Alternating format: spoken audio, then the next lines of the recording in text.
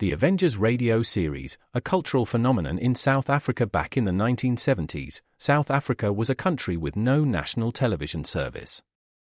It wasn't until 1976 that the country would get its first taste of television broadcasts.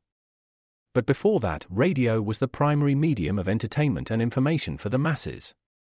This was the context when The Avengers, a British spy-fi series, made its debut on South African radio and became a cultural phenomenon. The Avengers was a British television series that originally aired from 1961 to 1969. The show revolved around the adventures of John Steed, a suave and sophisticated secret agent, and his various female associates. The series was a unique blend of traditional spy thriller elements with science fiction and fantasy, which set it apart from other shows of its time. While the series was hugely popular in the UK and had also made a significant impact in the American markets, being one of the rare British series given a network transmission slot, it was virtually unknown in South Africa. This was primarily due to the lack of a national television service in the country until 1976. However, as a film series, The Avengers was able to gain some exposure in South Africa through film rentals. But it was the launch of the radio series that truly brought The Avengers to the masses in South Africa. Come and listen at www.myclassicradio.net. The Black Museum. Horror and mystery based on Scotland Yard's collection. Orson Welles was both host and narrator for stories of horror and mystery based on Scotland Yard's collection of murder weapons and various ordinary objects once associated with historical true crime cases. Walking through the museum, Welles would pause at one of the exhibits, and his description of an artifact served as a device to lead into a wryly narrated dramatized tale of a brutal murder or a vicious crime. In the United States, the series aired on the Mutual Network between January 1 and December 30, 1952. Beginning May 7, 1953, it was also broadcast over Radio Luxembourg, sponsored by the cleaning products Dreft and Miro. Since the BBC carried no commercials, Radio Luxembourg aired sponsored programs at night to England. In the United States, a program of similar scope, using many of the same picked cases as the Black Museum, and nearly mirroring its broadcast run, was broadcast by NBC called Whitehall 1212. The two shows were different in the respect that while Whitehall 1212 told the story of a case entirely from the point of view of the police starting from the crime scene, the Black Museum was more heavily dramatized and played out scenes of the actual murders and included scenes from the criminal's point of view. Come and listen at www.myclassicradio.net. Ladies and gentlemen, this is Gracie. I just want to remind you that in order to keep up the great work it's doing, the Red Cross must raise $200 million. They're depending on us to give it to them. You know it's the Red Cross that furnishes life-saving blood plasma to our wounded boys, and that's just one of the many wonderful things they do. So please, let's all dig down and give every penny we can to the Red Cross.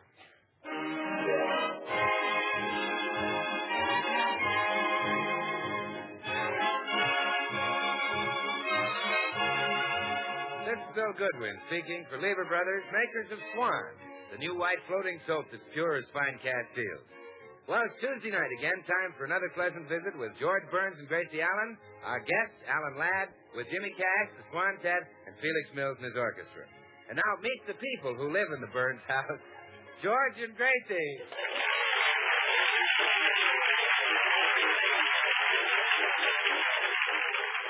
Well, it seems there's a little stag poker game brewing for tonight, and George is just dying to play. But he's afraid Gracie won't approve, so get a load of the subtle line he's handing the little woman. Gee, honey, I've never seen you look as beautiful as you do today.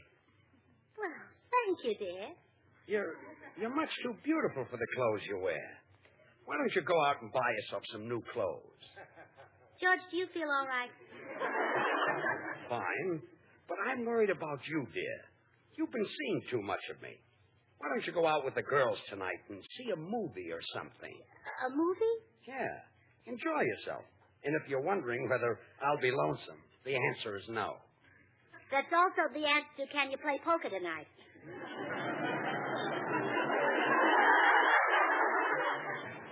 How did you know I wanted to play poker? Well, I suspected it during breakfast. When I pushed that stack of pancakes in front of you, you said, gee, did I win the pot? Well, how about it, honey? Can I play? It's just a little penny ante game. I'll bet it is, and I'll bet you play for hundreds of dollars. Who's going to play? Well, there's Jack Benny and... Well, even if it is a penny ante game, I don't like the idea. But all the fellas are going to play. Besides Jack and me, there's Alan Ladd. Alan Ladd? That roughneck? Do you think I'd let him associate with my darling Boopsie boy? But, honey... I'll bet Alan Ladd doesn't even play fair. He does, too. He's a man's poker player. He plays for blood. You call that fair with you and Jack Benny? Now, look. Alan Ladd's got all the capital. Yes, sweetheart. Alan Ladd happens to be a very refined and cultured gentleman. He's a wolf. A wolf? Yes. And it didn't take Veronica Lake long to find it out either. In their first picture together, Veronica combed her hair over one eye. But not in their next one. Proving what? You have to keep both eyes on that man. Look, No, honey. no, Judge. Besides, it won't stop with a poker game. You'll probably all wind up at a burlesque show. And you know what will happen when those girls see Alan Ladd walk in? They'll all start yelling, "Take it off, take it off." This is ridiculous. Well, you know how Alan Ladd likes to take off his shirt. And the first thing you know, you'll catch cold. I'll catch cold? Well, certainly. You'll get jealous when everyone ohs and ahs at his big chest. So off will come your shoes.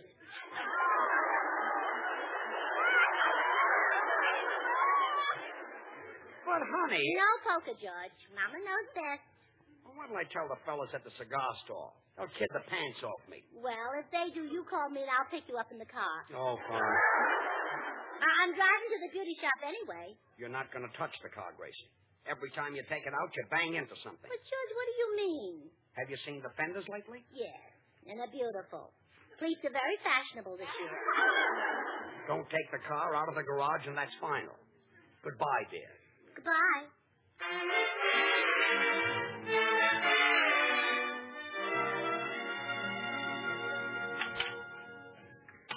Hello, Mr. Burns. Hello, Stanley. Let me have a Perfecto Royale cigar, please. Just one? Yep, and a 3-cent stamp. Here's your money. Oh, thank you. Don't I get any change? No. One Perfecto Royale cigar and 1 3-cent stamp. That kills your nickel.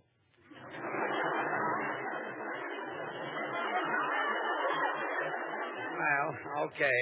They cost a little more that way, but they don't dry out so fast. Really? How interesting. By the way, Mr. Burns, are you going to play poker with us tonight? Well, I don't think so, Stanley. You see, I've got a big business deal on, and there's an air raid warden's meeting, and some important people are coming from out of town to confer with me. Your wife won't let you out, huh? All right, my wife won't let me out. Oh, that's too bad. Alan Ladd's in the phone booth now calling the fellows. He'll be disappointed, really. Hey, Stanley. Hello, George. Oh, hello, Alan.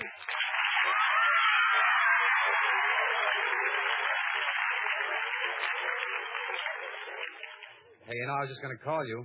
All set for the game tonight? Well, no, Alan. You see, I've got a big business deal on. There's some out-of-town people coming for a conference. Oh, your wife won't let you out, huh? Okay, you guessed it. Look, George, why don't you remind Gracie who's the boss around your house? Remind her who pays the rent and buys the groceries, and remind her who gets out and earns the dough. You think that'll do any good?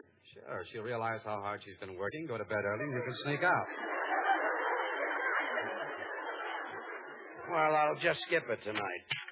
Hi, Alan. Hello, Bill. Oh, hello, George. You playing with us tonight? No, Bill.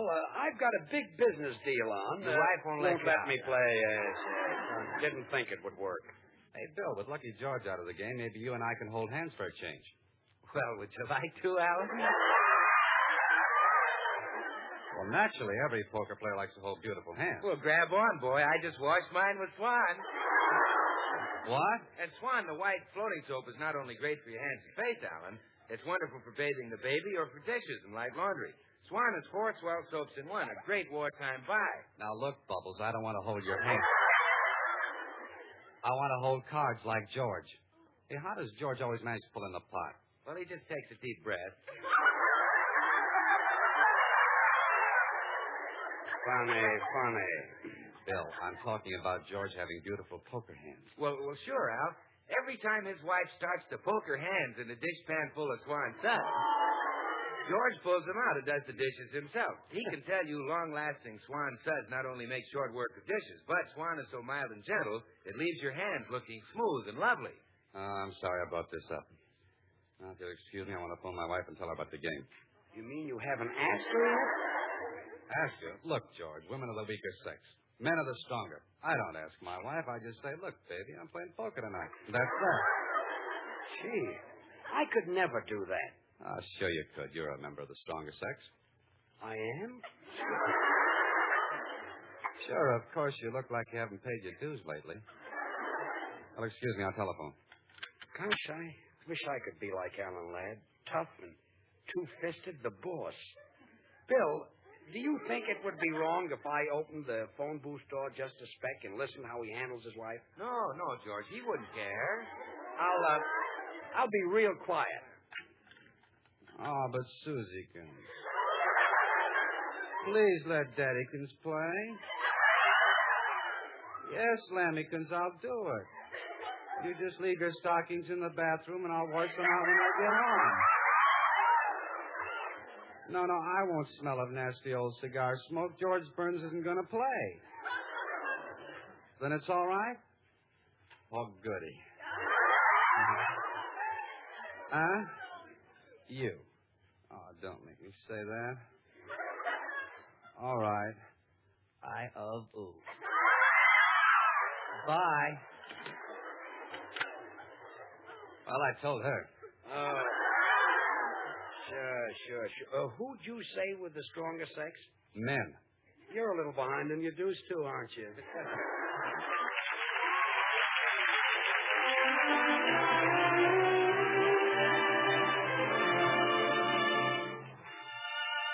Tonight, Jimmy Cash, our tenor, will sing an old waltz ballad. Diane. Jimmy?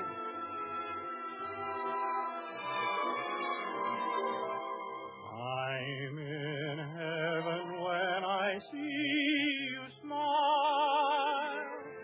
Smile for me, my Diane. And though everything's dark all the while, I can see you, Diane. You have lighted the road leading home. Pray for me when you can. But no matter wherever I roam, smile for me, my Diane.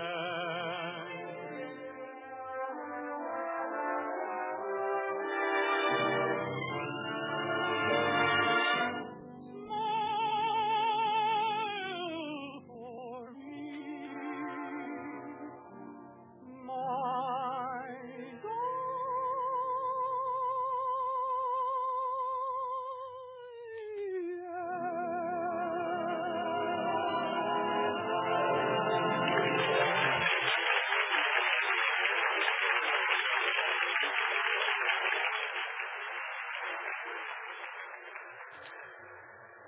Well, hiya, Gracie.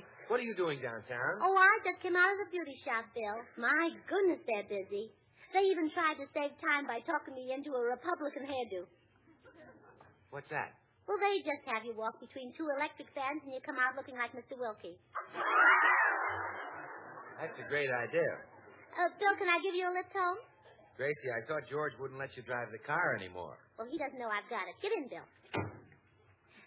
I don't know why George should be nervous about my driving. I'm a wonderful driver. Oh, how do you like that? That parked car ran right into us.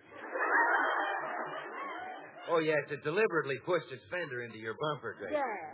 I hope George didn't hear the crash. You know, he's right there in Stanley's cigar store. Oh, my goodness. All right. Whoever told you could drive a car? Well, I might have known. Another crazy woman driver.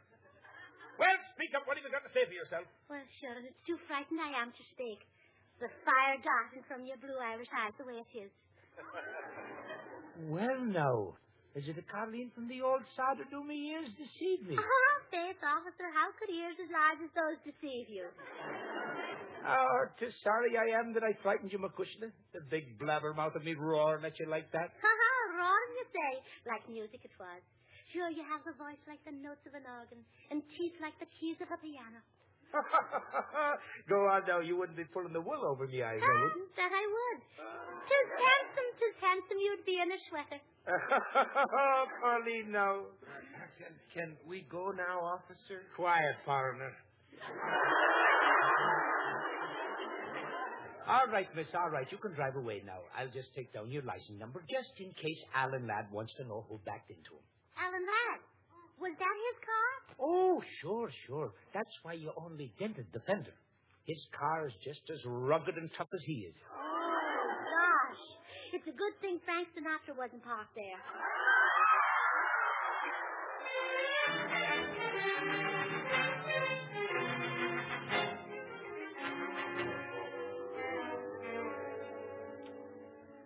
Hey, George, isn't there some way we can talk Gracie into letting you play poker tonight? I'm afraid not, Alan. Gracie thinks you're a roughneck. Oh, but that's silly. I'm just an average guy. I pay my taxes, save a little money. Then you're not an average guy. Oh, darn those pictures I play, and everybody thinks I'm a hoodlum. Say, that gives me an idea. Maybe you can scare Gracie into letting me play. Hey, you think it'll work? Sure. All women think Alan Ladd is a dangerous man. Oh, I don't know. There's one woman who sends me dog biscuits every week.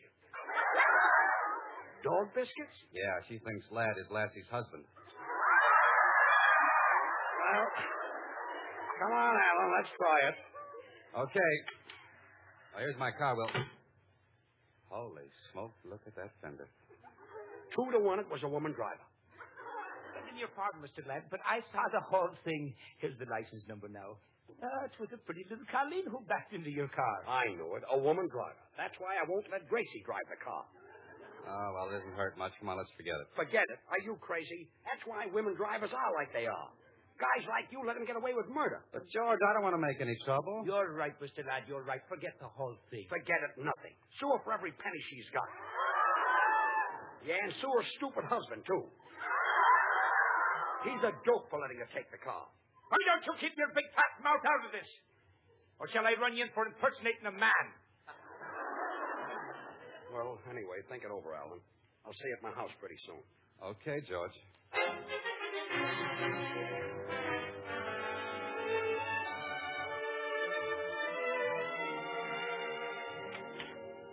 Hello, sweetheart. Hello, dear. You're late. Yeah, I just ran into Alan Ladd. You too?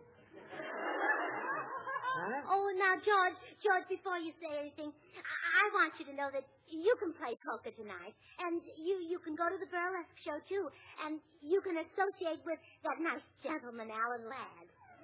Oh, gee, how come? Well, because my big, strong green man is the boss around here. You're a ferocious lion, and I'm just a teensy kitten. I'm a lion? Yes, roar at me, George. Huh? Oh, you're so ferocious. Now, dear, run along and play poker. Well, okay, I'll tell Alan Ladd not to bother. Bother? Bother about what? Oh, he was going to come by and scare you into letting me play. He'd have been here by now, but some dame backed into his car. Some dame? Yeah, he doesn't know who she is. Oh, he doesn't. Yeah. Well, so long, dear. Come back here, George. Huh? No poker. But you just said I could play. You said I was a lion. So was I, but now I'm telling the truth. Come in. See ya. That dame won't let your husband play poker with me, huh? Alan. Now get this, sister. I say your husband's playing poker tonight. Alan. And what I say goes, see? Alan. He's leaving here with me, and if you so much as open your yap, it's curtains, see? Alan. I'll take you for a ride. Alan. I'll put you on the spot. Oh, what's the use? Why, I'd just as soon rub you out as look at you. Get that? You're cute. Hey, aren't you scared? Yeah. Oh, I'm frightened to death. Alan, I've been trying to tell you, Gracie knows you're just putting this on. Oh, that's fine. Well, why didn't you stop me sooner? That performance I just gave used up a whole ration book of ham. I'm sorry. And Gracie says no poker. Women. You know, I've got a notion to take your advice and prosecute the one who backed into my car. Good. Let's phone her right now and check her license. No. What? Play poker. What you said I couldn't. Oh, of course you can. You're the boss. You're the big, strong line. Ride me, dear. Oh. There he goes again.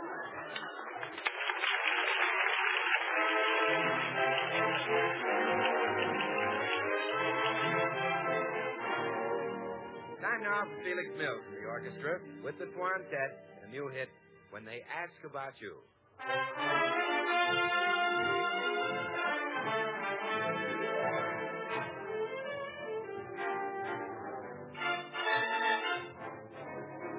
When I go for a walk to meet old friends we knew, we sit around and talk.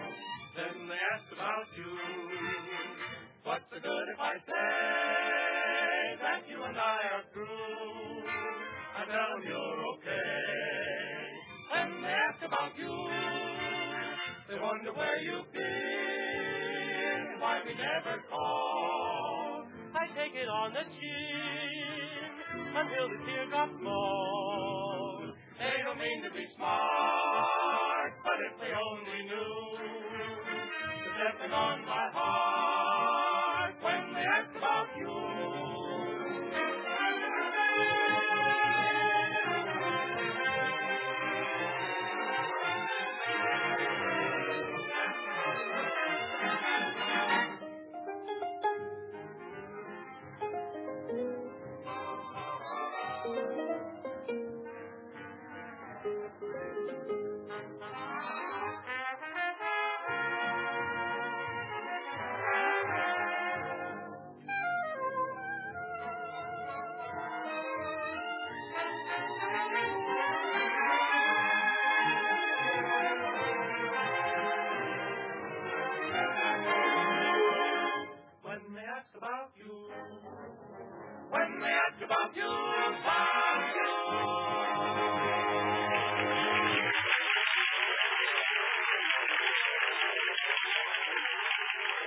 Well, Gracie is trying desperately to get George and Alan Ladd out of the house before they discover it was she who backed into Alan's car. Now, run along and play poker, boys.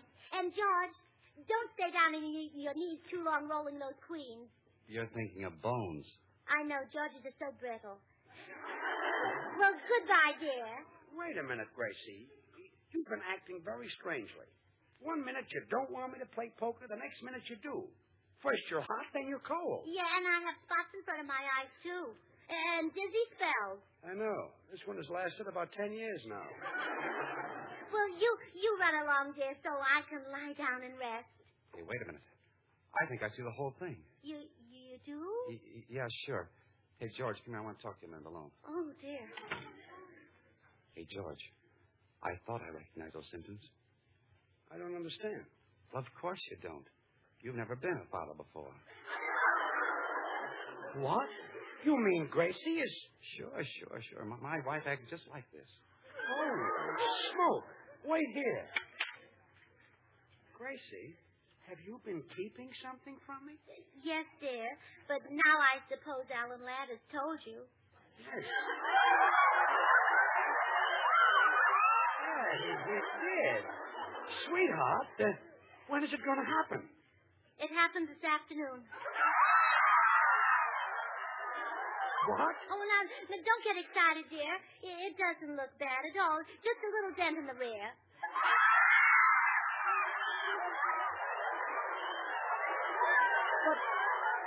But it couldn't have happened this afternoon. Yes, it did. Right in front of Stanley's cigar store.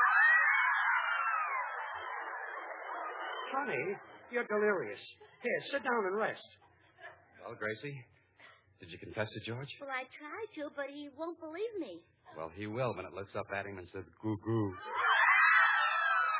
But it's only a Buick. She's delirious, Alan. Well, the first ones often make them just like that. But this isn't the first one. I've had dozens. You've had dozens of babies? Babies? Oh, is that what you've been talking about? Certainly. What have you been talking about? Oh, well, run along and play poker, dear. Yeah, I think we'd better, George. I'm beginning to get a little dizzy myself. But you still haven't found out who backed into your car. All right, I'll call now. Oh, no, you mustn't. Hey, fellas, how about the game? Be with you in a minute, Bill. We're checking up on my car. Oh, you found out, huh? Found out what? Well, you found out that Gracie... Use the Swan, the white floating soap that... There's 4 soaps in one. The soap for your hands and face and for bathing the baby. For dishes and light laundry. 4 swell soaps in one. Well, no, that wasn't what I was going to say. I was going to say The that... Swan is great for bathing the baby. You always say that, Bill. No, I was going to tell Alan that I saw it all. Oh, well, naturally, when you bathe the baby, you see it all. And, how babies do love those Swan suds. Swan's pure as fine cat seals, you know. And so mild and gentle, too. Well, yes, but I meant how he... Oh, by the way, Gracie, you forgot to say that if Swan's so mild and gentle, it's kind to a baby's tender skin, you know it must be great for your complexion. Sure. Well, so long, Bill. Well, you see, what I meant, though, was how you backed up and broke... Oh, broke that bar of Swan in two? Well, wasn't that a scream? And Bill went racing out of the door to put half in his bathroom for his tub and shower, and I put half in my kitchen for dishes and cleaning. Show us how you raced out the door, Bill. Well, but Gracie... Come on, race. Oh, gee, Mr. Ladd, I thought sure he was going to give away that it was me who backed into your car. What? Gracie. Oh, run along and play poker, dear. So you drove the car against my strict orders? Oh, now, George, come on, let's forget it. Be glad that Gracie wasn't hurt. Yes. Yeah, I know. A woman smacked into a car so hard she broke her eardrum. Gracie is not hurt. Are you, dear? Eh? What did you say, dear? Oh, fine. Speak up. I can't hear a thing since that accident. Alan, come here a minute. I want to talk to you. Alan, I want you to swear out that complaint. You want your wife put in jail? Yes. You must have some money saved up.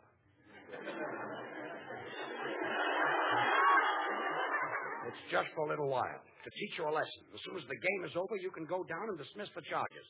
Yeah, but the game may last a couple of hours. Think of Gracie alone with those policemen all that time. I know it's tough, but they'll get over it. Now get going, Alan. And I'll meet you at the poker game as soon as Gracie's arrested. Okay, she's your wife.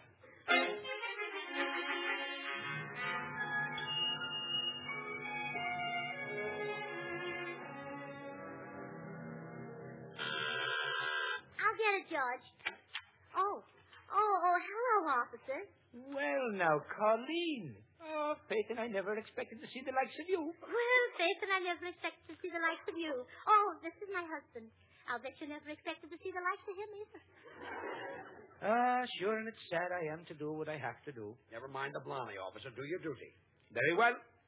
Little Colleen, I must take your husband out to jail. What? Oh, George. You're supposed to take her. Are you the owner of the car that backed into Mr. Ladd's? Well, yes, I'm the owner, but she's the The one... owner is legally responsible. Now, come along quietly now. But, officer, there's a mistake. Officer,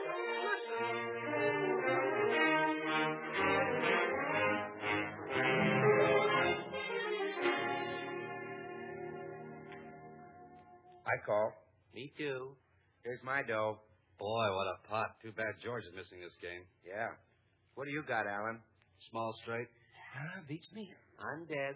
I drop. Well, I guess I win another pot.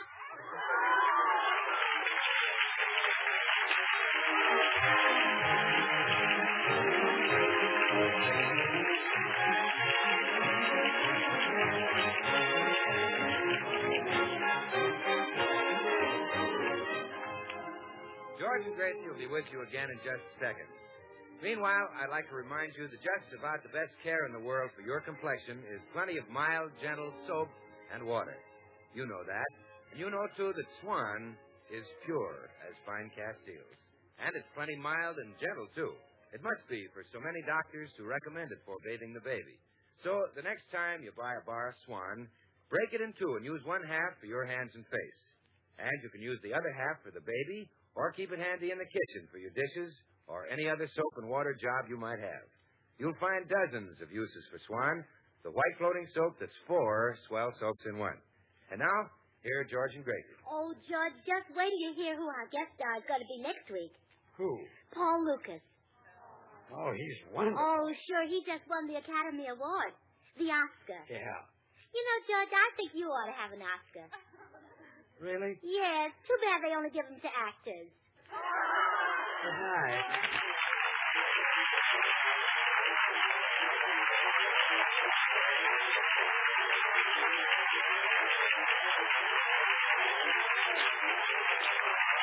Our guest tonight, Alan Ryan, appears with the courtesy of Paramount Pictures, producers of Lady in the Dark.